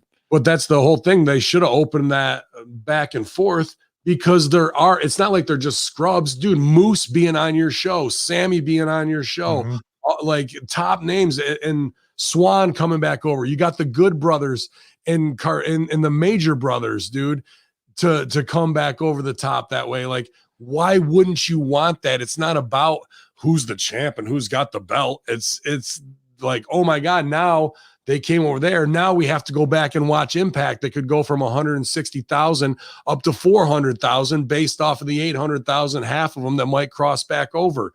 But we're not even doing the business remotely right. Sammy would have been my choice and I know they're doing it now, sort of, kind of, but to have Sammy Callahan put Omega over and Omega acting like a goof like this, I'd protect my business if I were Sammy, because Sammy's about the most believable guy they have on the show right now. Like, you could think Sammy Callahan beat the shit out of Kenny Omega. Yeah, well, in a second. No, but I'm saying Moose is a different kind of wrestler. You know, you're going to have a mix of styles, but if you want some stiff Japanese style and just people that are going to fucking look like they're fighting, Sammy would be the guy I would politic to get at least the Impact title back. If not, try to see if we can have him win both of them. Yeah. Because he can carry it. Sorry, I just had I got to text Bobby Lashley and see if I can get myself into fucking the Backlash main event real quick. See if he can. Well, I do have his number. I could text him. It's a 303 number. See if we can get in there real quick. I want to be on the back. See more if you watch Master Sheet. I'm worried about that. Oh shit! WWE, you might have heard of them, takes home 17 wins in the 27th annual Communicator Awards. WWE got a ton of wins at the 27th annual Communicator Awards, taking home a total of 17 trophies.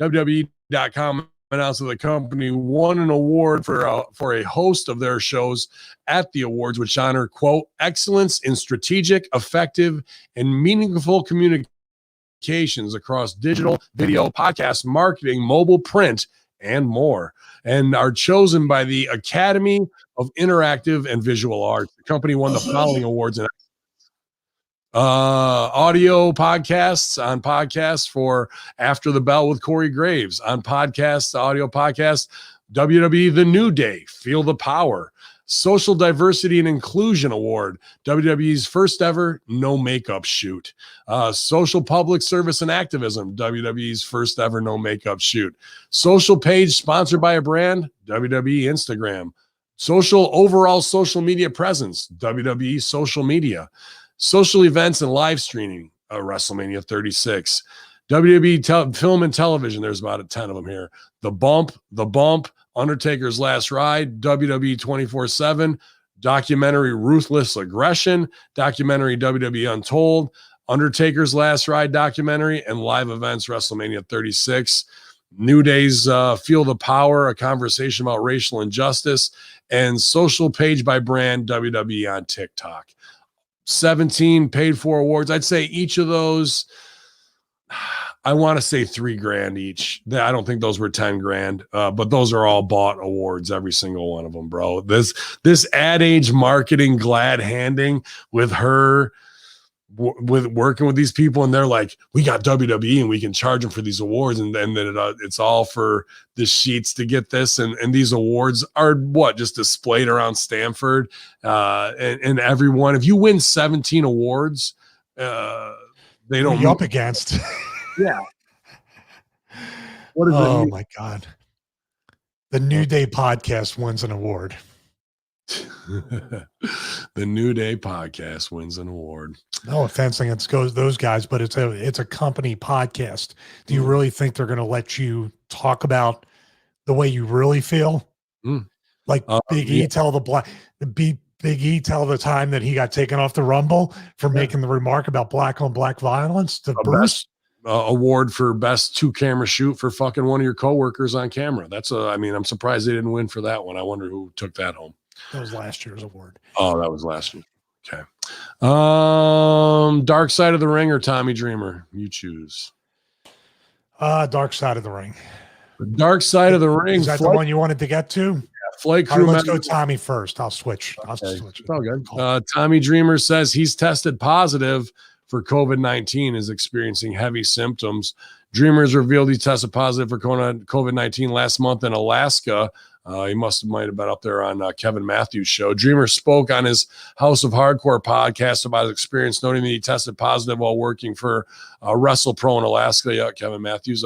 Dreamer noted that he won't be working any more indie shows until he's fully vaccinated, and said that it's the responsibility for those wrestlers who have tested positive to inform their coworkers, family, and friends. He says, this is day 24 since I've been exposed to COVID.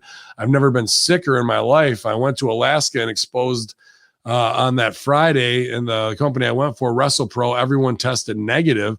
There were about a week before I came in and someone tested positive. How that happened, it was a wrestler. That wrestler had to fly home and he tested positive Saturday mid-afternoon. We all found out. The company did everything and told the wrestlers and fans. Nobody asked for refunds or anything. On realizing right away he made the wrong decision, he said, as soon as I got in the ring and I looked at the crowd, there were so many people not wearing masks. I said, I made the wrong decision. I did it for selfish reasons, and I wanted to check Alaska off my bucket list to say I wrestled in every state, and financial reasons. There was a good financial deal for me. It's going to have a long-term effect on my health. The wrestler who tested positive, I drove back in a car from the show with the person he wrestled. Both of us felt fine. The next morning, I woke up with a headache. The person who drove me back to the hotel, he and his daughter weren't feeling well. He tested positive. His daughter tested negative. I know 12 people on that tour who tested positive. Myself would be 13. It's no fault of the promotion. On his symptoms, it felt like I had a massive concussion and nonstop throbbing pain in my head for 17 days.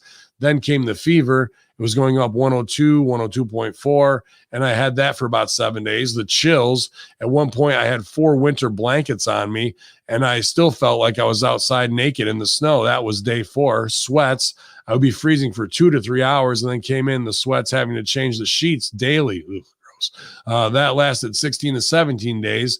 Weakness and fatigue were the next level. I'm on day 24, and I've had 3 good days. It feels like you overcome, and then it hits you all over again.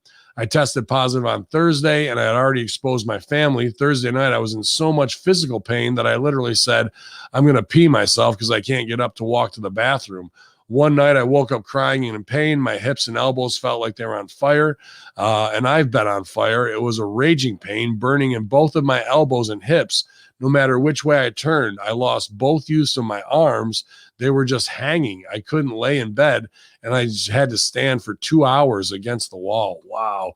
But I definitely feel that I don't have it, and I just had the stomach bug flu because I was just pissing out my ass and had some coughs and fever. But, man, feel not just bad for Dreamer as he's, in my top 3 of guys that I've seen everything and enjoyed every bit of what they do, even though he's the opposite of what my character is, and to be able to work with him. And obviously your long and storied history with him, man, we wish him the best and hopefully full recovery and can get by this. But I also feel bad for Kevin Matthews and WrestlePro, where, WrestlePro was New York with Buck and the Major Brothers. I don't know if Buck and Matthews had a falling out, but Kevin moved to Alaska after they did one tour, and that's kind of his bread and butter. But man, this is a bit of a black eye for them getting stooged off, because I hadn't even heard of it, but 12 guys got it. So, I mean, I'm not trying to out people, but if you go and look who was on that, there was a fair amount of Impact guys on that tour. So now are they off Impact, or did they come back and spread it? And is Impact going to have an issue going forward too, man? Cool. I mean, first and foremost, Tommy, that's about the worst I've heard of anybody that hasn't been hospitalized with this. And, I mean, more than anything, I want my friend to get over it. But yeah, that's a tough thing. You think you're over it and you're not. I would hope he was taking lots of vitamin D and zinc and time release C. There's even some people that, I have some B17, the apricot kernels that we talked about off air, Ben. I put that in my smoothies too. Sorry, last night when we were on with Jen Elise Feldy and we're talking COVID, GGP had to say hydrochloroquine. He goes, hydrochloroquine. And I go, fuck, I wish he botched that sale pop too. We were both just waiting for a muffle Sparks right there, but he stuck the landing. It was very good. Sorry, go ahead, man. No, it's okay. I mean, we never denied that this virus existed. Like there was something that came from China, whether it was from the Wuhan lab or wherever it was. And there are some things that say it was, from a lab leak on our documents. That lab was also in America until 2012 when they cracked down on them as whatever it was, Obama maybe. And then they're like, fuck it, we're taking this secret CIA project to Wuhan and they moved it there in 2015, but nobody knows that little caveat of the story. This is all homegrown from our fucking evil overlords. While it is relevant, it's irrelevant when you bring our emotion of how we feel about Tommy and the people we care about, or even more important, people we don't know that have to go through this. You're over it, then you're not, then you're over it, then you're not. That's a tough thing. I mean, I hope there's no long-term damage to his lungs or his respiratory system, which is another thing that can happen from even just a bad flu or pneumonia. It'll damage your lungs. Mm-hmm. So that's tough. I mean, Tommy's somebody too I wish would take better care of himself, because he could be termed or deemed in a vulnerable group. Sure. People make fun. I'm not making fun of his weight. I'm just saying it's a struggle, and it does affect people that are obese and overweight more so. Plus he travels. He has a stressful job with Impact. It's not an easy job.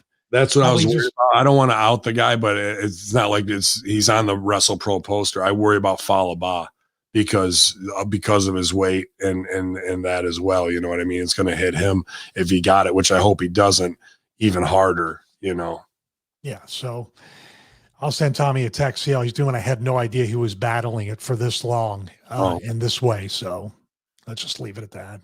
Yeah, dude, We definitely. can say the gotcha is like, we know what's up and we know what the government's doing, but there's a guy we love and care about that's struggling from it. So that's all that matters.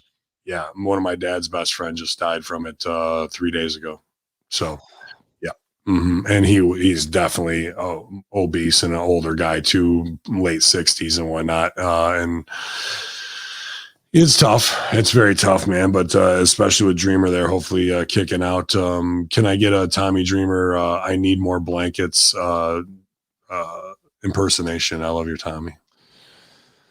I'll say, hey, Tommy, it's like 84 degrees in here. And he'd be like, did you know it's so cold? I need blankets. Excellent. With Oreos in them. With Oreos. Flight crew members confirmed for Plane Ride from Hell, Dark Side of the Ring episode. Co-creators of Dark Side of the Ring, Evan Husney and Jason Eisner, are on today's episode of Wrestle Stink, and they are speaking about making that episode. It's always been a story that's been on our radar since the beginning. If you're a fan of wrestling and a fan of wrestling history, you've come across from the Plane Ride from Hell story, now the phone call to hell possibly too. And it's also been a story that has been talked about as if it was one of the craziest locker room antics on Martin Scorsese's Wolf of Wall Street. Why would you fucking write that in there? Who wrote this? Did he write it? No, Jason Onsaprath or whatever the fuck wrote this. But with season 3, this episode is so demanded. All the wrestling fans have wanted us to tackle Plane Ride from Hell stories, so being able to really talk to some people who were there, not just the wrestlers, but people who worked on the flight. So when you hear a different side of the Plane Ride from Hell, really lives up to its name. It really does sound like a hellish experience. Comes from the story comes from after the Insurrection pay-per-view in London 2002. The incident led to the firing of Scott Hall and Kurt Hennig, and many wrestlers have told stories of Kurt Angle wrestling Vince McMahon to The Undertaker choking out Angle. Husney revealed the Dark Side of the Ring episode will feature a perspective from the group that is not commonly heard from. We have been considering it from the very beginning. I actually remember the Plane Ride from Hell as being the original pitch materials for the show when we pitched it to the network. I mean, it's just one of those stories you always saw the shoot interviews. You always saw X-Pac on certain things, talking about it. And so for us, we were like, yeah, what's the deal with that? But I'm glad we waited. I'm so glad we waited until now to really find out how we could tell it. I feel like it's just making this show so many times. I mean, it's almost, I'm not going to say it's an assembly line because every episode's a major challenge, but we've been able to kind of figure out how it works and how to put it together and how the show functions. I'm glad we waited because I think this story really benefits from it with the hindsight, you know.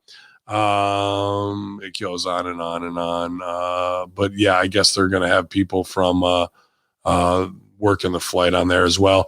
I mean, is this something you've ever heard about before? I mean, I just remember the call from this producer. I would say, you want to talk about, you know, scummy things and they're just capitalizing and making money off the dirt from the wrestling business. And that's fine. But when they tried to guilt me to say that I was not doing the right thing. They called me about they offered me money. And that's why these people are doing it. Don't be mistaken. There's not a story to be told. They're offering money to say it, but also the way they're framing it is, it was bad. And I was there and I saw 9/10 of what you just mentioned. Meaning I didn't see Undertaker choke out Kurt Angle, but I saw everything, you know, throughout that tour and leading back to fly home, back to the States in New Jersey. It's just the way the phone call was approached. And I talked to you and Russo about it. And it was just so like trying to make me feel like I was the scum. Oh, you know, Right. Oh, well, you know, there was people that this happened to. And if you don't speak out, their voices will never be heard. Oh, okay. All right. Well, fine. And I told them what I did and didn't see. And they were trying to goad me into speculating that the things I did not see actually happened. Right. And the reason why you're getting these flight attendants and these people from the plane is I bet you most of the boys didn't fall for your, you know, passive aggressive, you know, trick. Guilting. Yeah. Exactly. So, you know, my exact quote to the producer was, if I had seen anything like this, the sexual assault type things, I would have reported it right then and right there. I have a wife. I'm a son. I have a sister. I have women in my life that I care about and respect. I would not wait however many, almost 15, 20 years to say this story on Dark Side of the Ring. The police would have been notified. If you would have done it, you would have choked out Flair. That's what you would have seen up close. Oh, if I see that happen, if I had seen that happen in front of me, fuck my job. Yeah. That's not one thing I would stay silent for, like the Ashley Massaro thing. If I had known anything about that, and I didn't go to Iraq, I didn't go overseas in that vein for the troop thing, but if I see that happen, and I don't care about fake wrestling, I don't care about like who it is, even if it's somebody that's a million times tougher than me, I will put my body on the line to make sure that kind of stuff doesn't happen. Give me a break.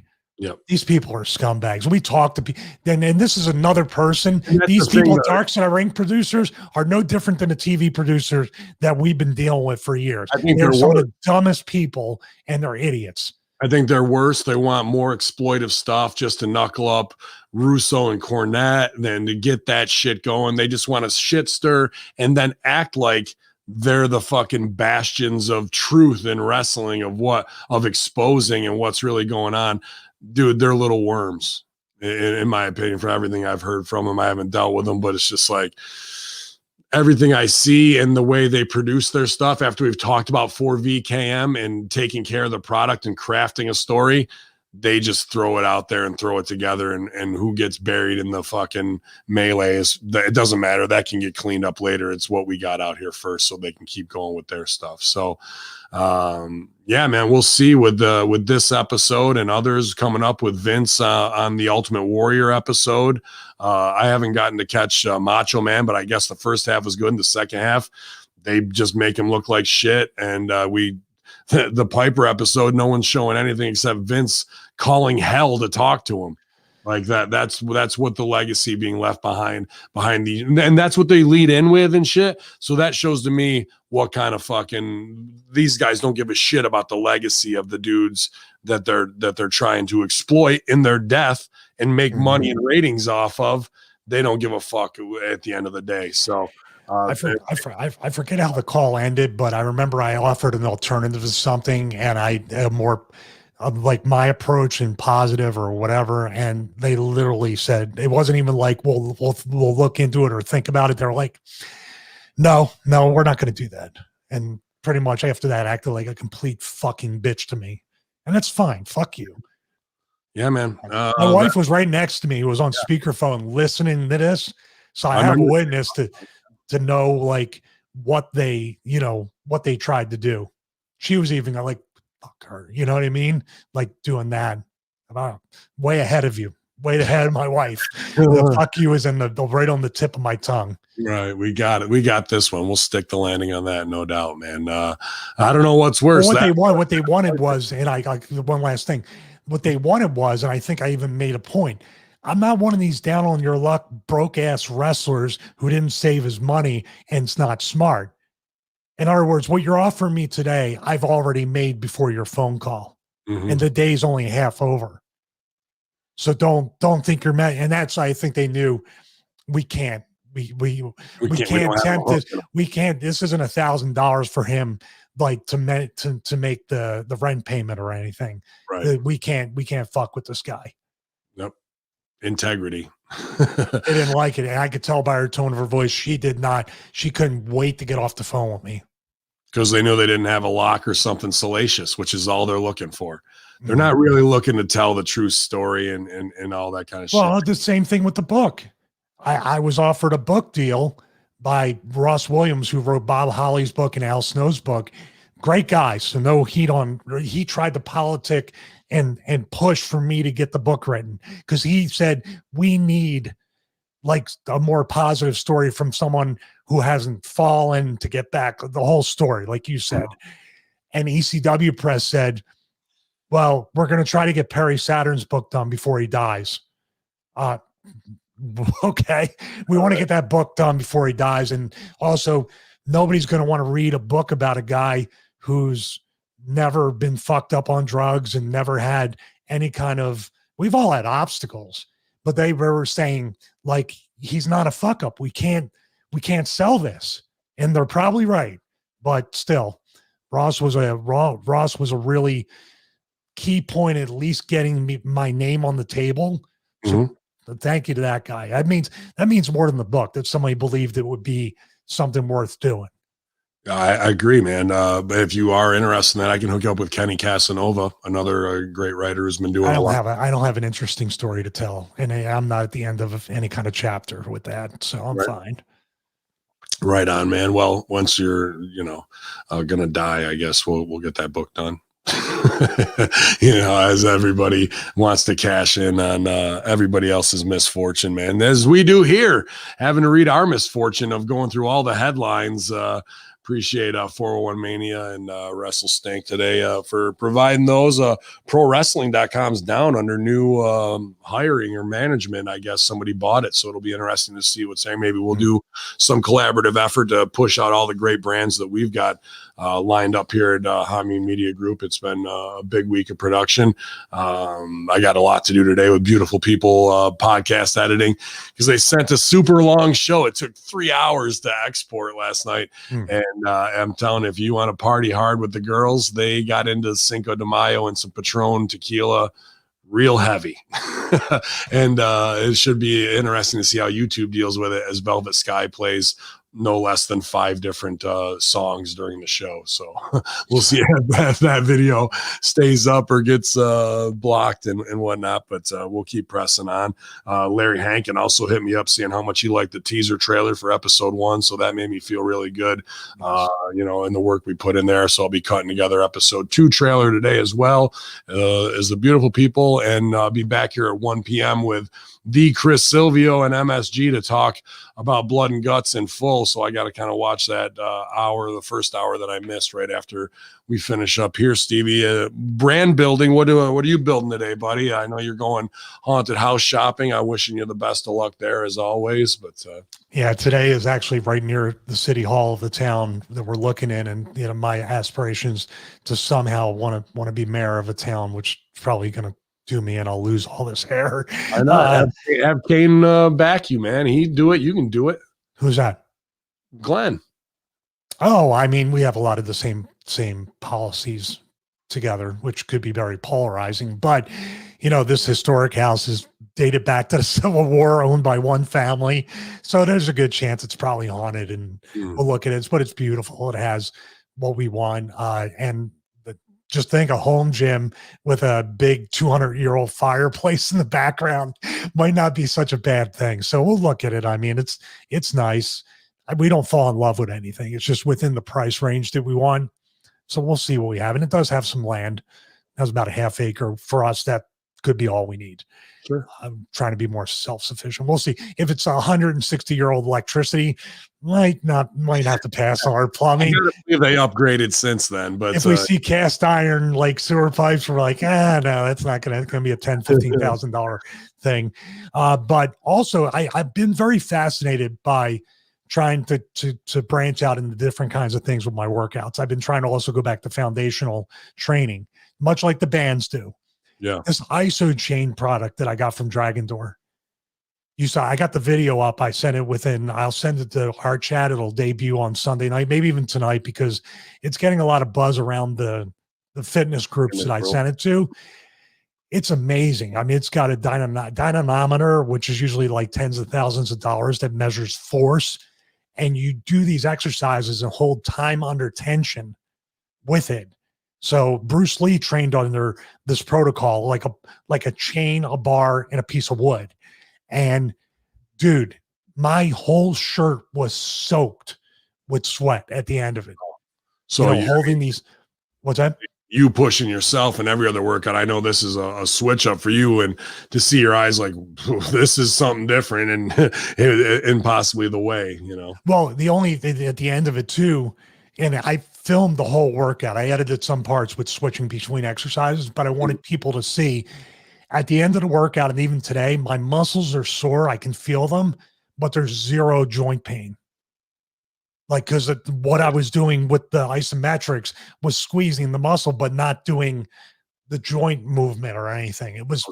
it was fascinating. So it's a very old protocol, but that video is going to go up. YouTube channel is actually over 75,000 subs right now. And also forceusa.com/Stevie. And of course, StevieRichardsFitness.com. All these things kind of all go together. So this particular piece of equipment is pretty fascinating. I was enjoying working out yesterday. I did SRF arms and shoulders, and I was, thinking about that ISO, dude, and I just really applied a lot of that of what I could in SRF. I was like, damn, I'm feeling on the decline of when you're releasing. Pretty exhausting. Oh, you're talking about the eccentric. When I'm bringing it back down, I was trying to do as much ISO as I could, and it was definitely having a big marked improvement. So I'm going to try and incorporate as much as I can, but I'm looking forward to seeing that video as well, man. I sent it to the chat so you can check it out. Awesome. And yeah, guys, we made it through another day of headlines. Like I said, appreciate you supporting all the Patreon stuff we've got going on, whether it's Russo TWC, Hamin Media Group, the new Larry Hankin project that we're working on together, Stevie Ray TV with more incredible guests, and Idle in April this week with some real wrestling talk, and the beautiful people with some if you want to go with the party girls, this is the weekend to do it. I think I saw some twerking to Biggie Smalls toward the end of the video from Velvet. I'm just going to leave it at that because I don't want heat with Bubba. But we're pushing everything that we can, and now with where we're going with Realm, the future is going to be 3 years of 100-hour weeks is what I see ahead. But the payday and the payoff creatively and the ability to keep creating how we want to in our own artistic right is going to be well worth all of that work. So and where we can go with the staff that we've built of producers, of hosts, and there are going to be a lot more opportunities. So if you're interested in joining us, as we get things lined up, I'm sure through the summer there's going to be a lot of opportunity for intern, new producers, possible hosts, possible Patreon producers. It's going to be real big. So I just got to get my mind wrapped around it so we can start telling the troops which way to go on this battlefront, man. But always a great time here in the Friday Locker Room, man. Big Steve Areno, the true blood and guts of Hamin Media Group here, man. I'm going to go fall into that couch a little bit and play some Retromania Wrestling, which is available on PS4. Fun game. Yeah. Frustrating. I'm not good at it, but it's rewarding and it's a fun game. So get that on PS4, Xbox, Steam, and Nintendo Switch. I think you should do a quick clip where you super kick Dreamer with the COVID kick and again go over strong, get it to that point. So, and then send it to him because he'll enjoy that.